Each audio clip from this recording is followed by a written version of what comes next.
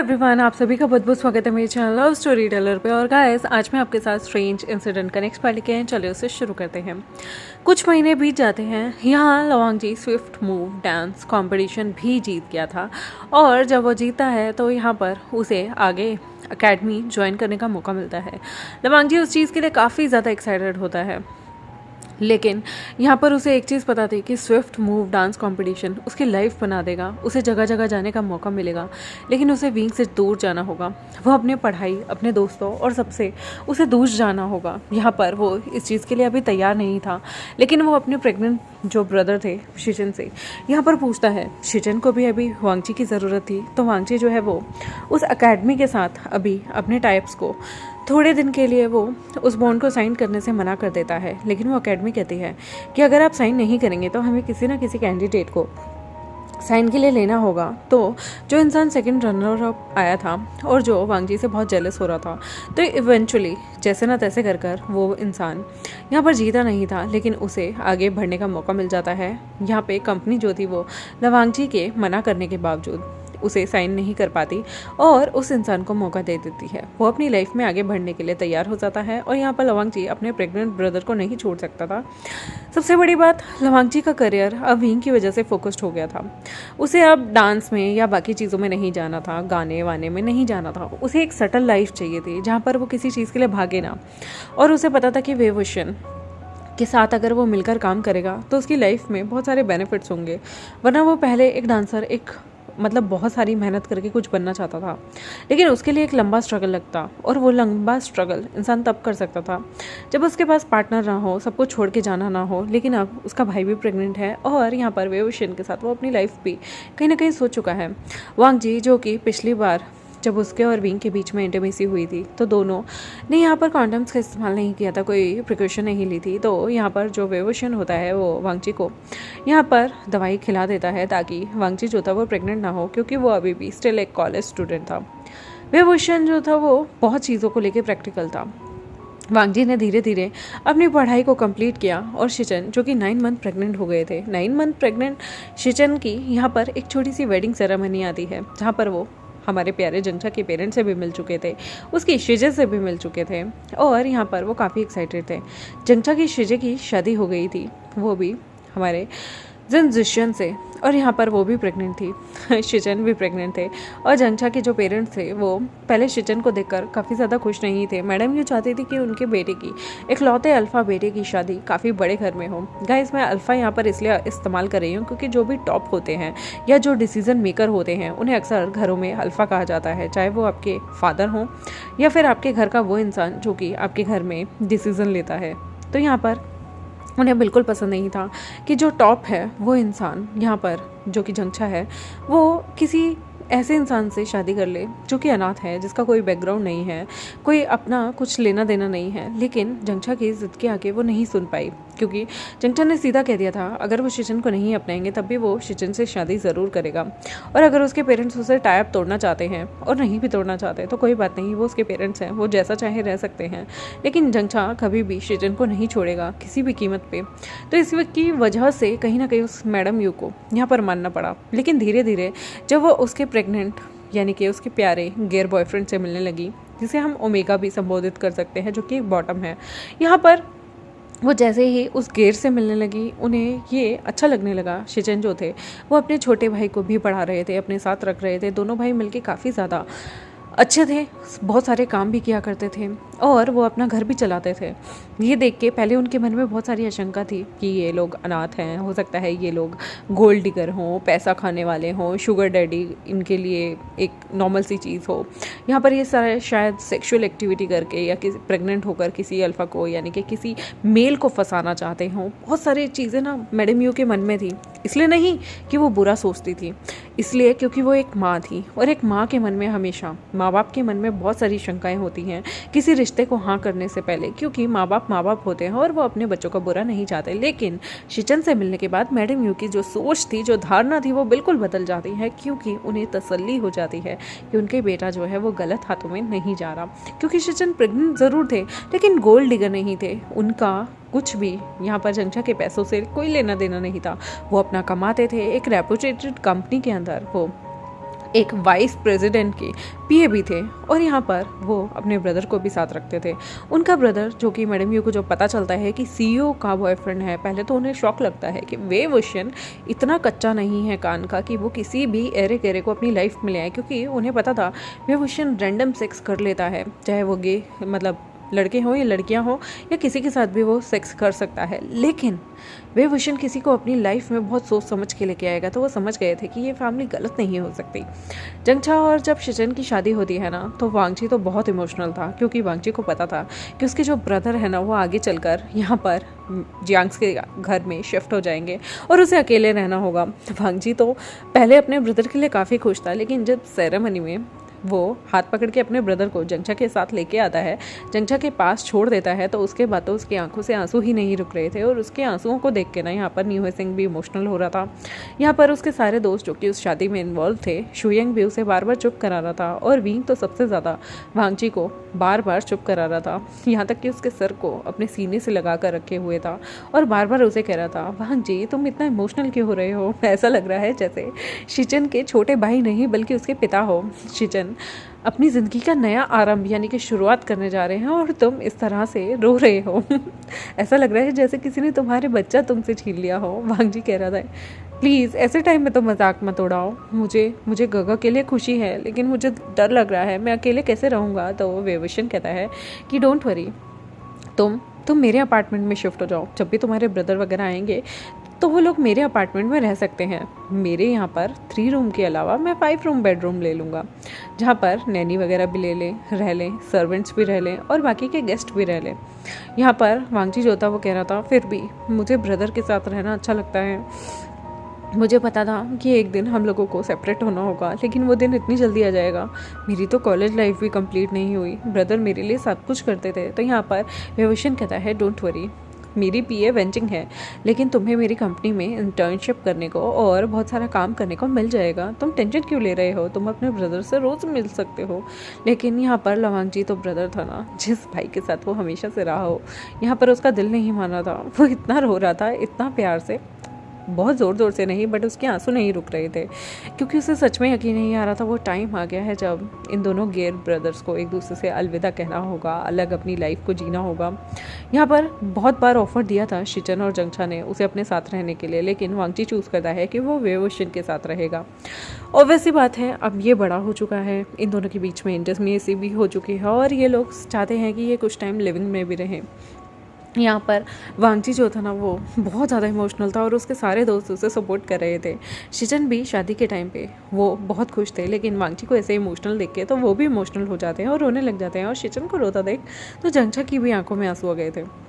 वांगजी ने वहाँ पर एक एक बंदे को इमोशनल कर दिया था, इवन विंग की भी आंखों में आंसू आ गए थे। वांगजी इतना भोला लग रहा था, इतना प्यारा लग रहा था और इतना इमोशनल मोमेंट था, क्योंकि यहाँ पर जो वे वुशन था उसका प्यारा बचपन का दोस्त जंगछा शादी करने जा रहा था और जंगछा शादी किसी और से नहीं बल्कि उसके ही यानी कि वे वुशन के ही गेयर बॉयफ्रेंड के भाई से शादी कर रहा था। यहाँ पर उन लोगों की एक फैमिली बहुत जल्दी कंप्लीट हो जाएगी, क्योंकि लैन शिचन जो है वो 9 मंथ प्रेग्नेंट है और रिसेंटली जल्द से जल्द ही उनको बेबी भी डिलीवर करना होगा। तो इसलिए यहाँ पर वे वुशन सोच रहा था कि इनकी फैमिली कंप्लीट हो गई, शिजे की फैमिली कंप्लीट हो गई, वो भी प्रेग्नेंट है और उसे ये लग रहा था कि ये जल्द से जल्द वांगजी भी अपनी पढ़ाई पूरी करे। तो अगर वांगजी चाहेगा तो वो भी शादी कर लेंगे और वांगजी नहीं चाहेगा तो वो शादी तब करेंगे जब वांगजी को कंफर्टेबल लगेगा।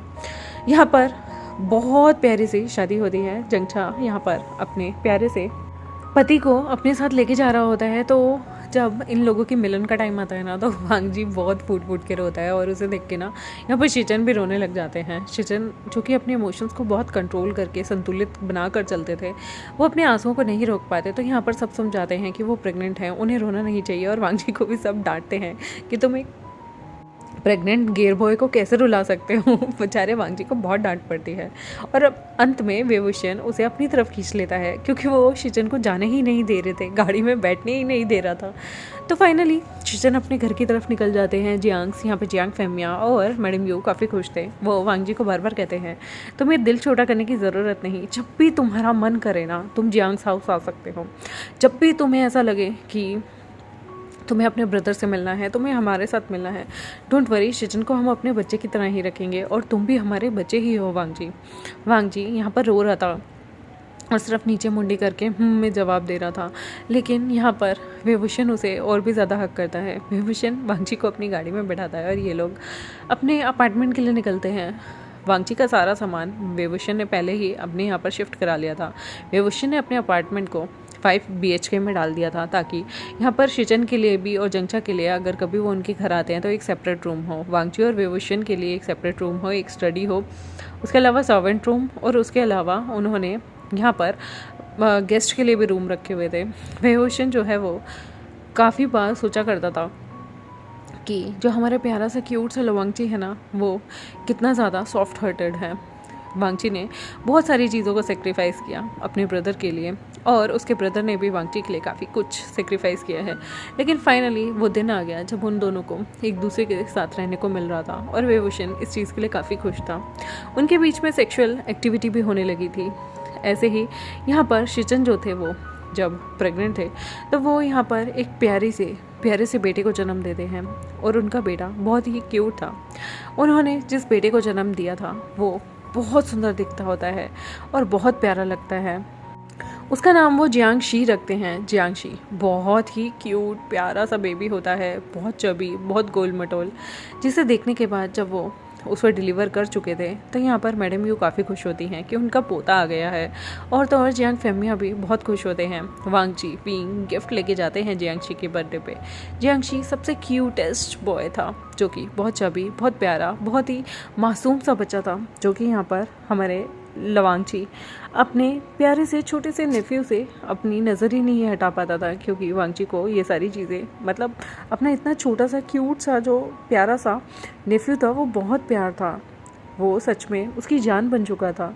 हमारा जो प्यारा सा वांगची होता है ना, वो उस बच्चे को गोद में लेता है, उसका माथा चूमता है और कहता है ब्रदर ये तो आप पे और ब्रदर इन लॉ जंगछा पे गया है, और यहाँ पर वो उस बच्चे के साथ ही खेलता रहता है। वांगजी जितने क्यूटली उस बच्चे को हैंडल कर रहा था, पकड़ रहा था, और जिस तरह से उसकी अटेंशन पा रहा था, विभूषण के दिल में ख्याल आ रहा था कि अगर उनका जब बच्चा होगा तो क्या वांगजी इतना ही क्यूट लगेगा बेबी को अपने हाथ में लिए हुए। वो इमेजिन करने लगता है। यहाँ पर वांगची कहता है क्या सोच रहे हो, तो विभूषण अपने दिमाग से उस आइडिया को शू करते हुए कहता है कुछ नहीं, बस ऐसे ही। यहाँ पर वांगची कहता है बताओ ना क्या सोच रहे हो। विभूषण कहता है पता नहीं क्यों, जब से मैंने तुम्हारे ब्रदर को शादी करते हुए देखा है, शिजे को शादी करते हुए देखा है, जंगछा की शादी होते हुए देखा है, और आज तो मैं इस बेबी के साथ देख रहा हूँ, पता नहीं दिन पर दिन मेरे दिल में ये ख्याल आता है कि मुझे भी शादी कर लेनी चाहिए। यहाँ पर वांगची ब्लश करने लगता है और कहता है विंग अभी मेरे कॉलेज डेज भी ख़त्म नहीं हुए हैं। विंग कहता है मैं समझता हूँ, मैं चाहता हूँ कि तुम आगे की पढ़ाई करो। वांगची यहाँ पर अपनी ग्रेजुएशन के बाद उसे 2 साल का डिप्लोमा करने के लिए विंग ने ही फ़ॉरेन भेजने का यहाँ पर मन बना लिया था। विंग ये सारे डिसीज़न ले तो रहा था, वांगजी इसके लिए बिल्कुल खुश नहीं था, तैयार भी नहीं था, इवन कभी कभार उससे मुंह भी फुला लेता था। लेकिन विंग जानता था कि जितना ही उन दोनों का साथ ज़रूरी है उतना ही वांगजी का करियर भी ज़रूरी है। वो अपने प्यार के चलते इतने ज़्यादा सेल्फिश नहीं हो सकते कि वो अपने फ्यूचर को यहाँ पर गवा दे। वो वांगजी की मास्टर्स, स्पेशली वांगजी कल को उसके बिज़नेस में उसका हाथ बटा दे, क्योंकि वो बहुत सारे काम यहाँ कर रहा था। तो यहाँ पर जो विंग होता है ना, वो वांगजी के लिए बहुत कुछ तैयारी करके रखता है, और वो फॉरेन यूनिवर्सिटी के लिए वांगजी को बार बार अप्लाई करने के लिए कहता है। वांगजी को आइल्स की क्लासेस भी दिलाता है, जहाँ पर वो आइल्स की क्लासेस में ट्रेनिंग ले सके, बाहर जा सके, अपनी स्पीकिंग, लिसनिंग और अपनी पर्सनालिटी डेवलपमेंट में बहुत ज़्यादा सुधार कर सके, जिसकी वजह से वो जब बाहर जाएगा तो उसे दिक्कत नहीं होगी, उसे अच्छा बैंड मिलेगा और अच्छा कॉलेज भी मिलेगा, अच्छे देश में अच्छी यूनिवर्सिटी के अंदर उसका एडमिशन हो जाएगा। तो यहाँ पर वो फुल ऑन उसकी ट्यूशन क्लासेस पे पूरी अटेंशन देता है। वांगजी को ये चीज़ पहले इरिटेटिंग लगती थी, क्योंकि उसे पता था कि उसे एक नई लैंग्वेज सीखने को मिल रही है, लेकिन फिर उसमें उसे कमांड हासिल करने के लिए सब कुछ करना पड़ा, और उसकी जो वो कैब थी वो भी काफ़ी अच्छी हो गई थी। धीरे धीरे वो अपने ऊपर काम करने लगता है। यहाँ पर वो लोग एज अ प्रैक्टिकल होकर सोच रहे थे। वांगजी यहाँ पर विंग के साथ इंटीमेट होता था, लेकिन वो प्रिकॉशन का इस्तेमाल करते थे ताकि वांगजी की वूम में भी, यानी कि उसकी गर्भाशय में कोई दिक्कत ना आए। कल को वो फ्यूचर में प्रेग्नेंट हो भी तो वो बहुत अच्छे से डील्स कर सके। वांगजी यहाँ पर फॉरेन जाने से पहले विंग को कहता है कि मुझे बेबी करना है या फिर शादी करनी है, लेकिन विंग हर चीज़ के लिए मना कर देता था। विंग कहता था कि 2 साल तुम जब बाहर रहोगे, हमें नहीं पता 2 साल बाद हम दोनों का डिसीज़न क्या होगा, हम साथ भी हो सकते हैं, नहीं भी हो सकते, बहुत सारे सर्कमस्टांसेस हो जाते हैं, कभी कभी किसी एक का एक्सीडेंट हो जाता है, मौत हो जाती है, तो वो किसी भी बंधन में वांगची को बांधना नहीं चाहता था, इसलिए वो कहता है कि जब तुम पढ़कर वापस आओगे तभी हम लोग शादी करेंगे। गाइस यहाँ पर वांगजी ग्रेजुएट हो जाता है और ग्रेजुएट होने के बाद उसे एक बहुत अच्छा बैंड मिलता है, जिसकी वजह से उसे फ़ॉरेन में रहने को मिलता है। फ़ॉरेन वो चला जाता है अपनी एमबीए क्लासेस के लिए, लेकिन जब वो जा रहा था ना, वो बहुत रोता है, वो वेवुशन को बिल्कुल छोड़ता नहीं है, अपने अपने ब्रदर, यानी कि जब उसे सी ऑफ करने के लिए हमारे प्यारे से लेन शिचन जाते हैं अपने छोटे से बेबी के साथ, जो कि वांगची का नेफ्यू था जियांगशी। वो जियांगशी को भी गले लगा के इतनी ज़ोर ज़ोर से रोने लगता है कि वो छोटा सा बच्चा जियांगशी जो है उसे लगता है जैसे पता नहीं क्या बात हो गई, और वो भी यहाँ पर एयरपोर्ट पे बाहर चिल्ला चिल्ला के रोने लगता है। यहाँ पर गार्ड आकर वांगजी को समझाता है कि इधर शांति बना के रखे, शांति मेंटेन करके रखे। यहाँ पर सारे ही काफ़ी ज़्यादा रो रहे थे, लेकिन जो वेवुशन था ना, वो वांगजी को कहता है अब तुम्हारी नई लाइफ, नया सफ़र है, जिसमें मैं नहीं चाहता कि तुम डिपेंडेंट रहो किसी पे। वहाँ पर जाना, अपनी स्टडी करना, और उसके अलावा तुम यहाँ वहाँ पर पार्ट टाइम जॉब भी करना, क्योंकि फ़ॉरेन में जो पार्ट टाइम जॉब के पैसे होते हैं ना, वो काफ़ी अच्छे मिलते हैं। वहाँ पर हार्स के यानी कि घंटों के हिसाब से पैसे मिलते हैं। तो यहाँ पर वो बहुत सारी चीज़ों के टिप जो थे वो वांगजी को सिखाकर भेज रहा था। वांगजी जो था उन चीज़ों को सुन तो रहा था, लेकिन उसका बिल्कुल दिल नहीं कर रहा होता कि वो वेवुशन को छोड़ के जाए, क्योंकि वेवुशन उसके लिए उसका प्यार, उसका सब कुछ है। जिस इंसान ने उसे ज़ीरो से हीरो बना दिया, ऊपर तक लेके चला गया, फ़ॉरेन यूनिवर्सिटी में एक अच्छा बैंड दिलवा कर एक अच्छी यूनिवर्सिटी उसे दिलवा दी, तो यहाँ पर उसे क्या चाहिए था। वेवुशन ने उसकी लाइफ में आकर उसकी लाइफ बिल्कुल बदल दी। यहाँ पर वेवुशन और चिंसू के साथ जो उसका बिजनेस था वो काफ़ी अच्छा चल रहा था, लेकिन चिंसू जो थी वो एक तरह से, जो लेडी थी वो बहुत ज़्यादा ना बीइंग से फैसिनेट थी।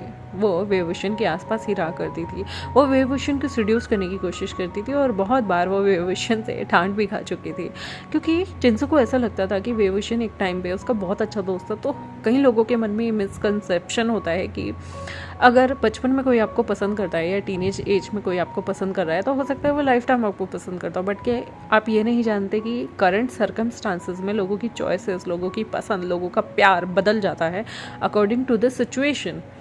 और यहाँ पर वो ये चीज़ को कभी हजम नहीं कर पाती कि वेवुशन जो है वो लवांगची, ये जानते हुए भी कि वो लवांगची के साथ लिव-इन में रह रहा है और उसका जो पार्टनर है वो बहुत छोटा है। जिनसू को हमेशा ऐसा लगता था कि शायद वेवुशन उसकी तरफ आएगा, और वो वेवुशन से कभी भी अलग नहीं होना चाहती थी।